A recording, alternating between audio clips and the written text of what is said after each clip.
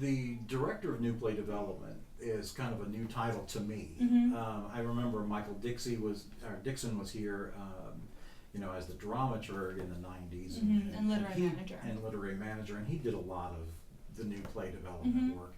But tell me about this position and what you're trying to do with it. I mean, I think it's very similar to it's a new name for a very similar position that Michael Dixon held. But as the director of new play development, I'm you can tell him what I do too if you're like, actually, we like it that she does this.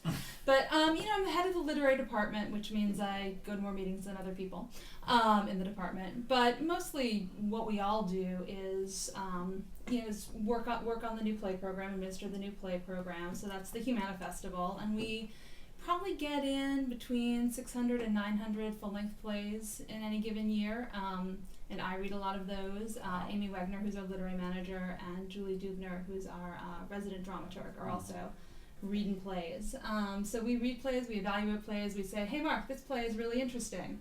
So I'd say 1 out of every 9 or 10 plays that we read actually goes on to be read by a larger group. And that includes Mark, it includes Zan Sayer-Daly, our associate director, Emily Ruddick, who's our artistic manager, one in the literary department, Mark, Sean Daniels, our associate artistic director, and Michael Legg, who's the head of the Apprentice Intern Company.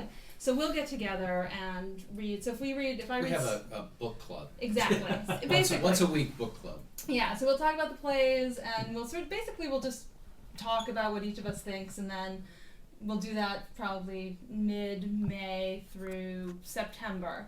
And then we'll kind of go through the list of everything we talked about and remember what we thought. And that's how the culling process starts. And ultimately, it ends up on Mark's shoulders to actually choose the plays. Although I will say, he's persuadable.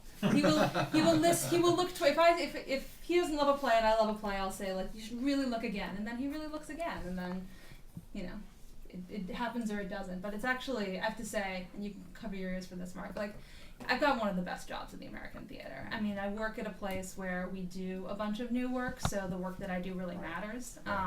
Mark, isn't going to be able to read 600 plays by himself, so he has to trust us. And he seems to, and that's great.